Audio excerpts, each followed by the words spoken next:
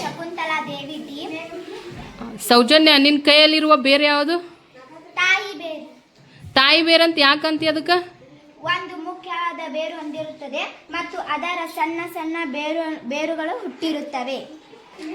ಈಗ ಅದು ತಾಯಿ ಬೇರು ಐತಿ. ತಾಯಿ ಬೇರು ಅಂದ್ರೆ ಎಲೆಯ ವಿನ್ಯಾಸ ಯಾವ್ದಿರ್ತದ?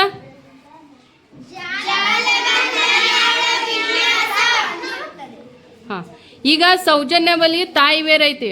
ತಾಯಿ ಬೇರು ಕುಟುಂಬಕ್ಕೆ ಸೇರ್ಕೋರಿ. ಯಾರ್ಯಾರು ಸೇರ್ಕೋತೀರಿ?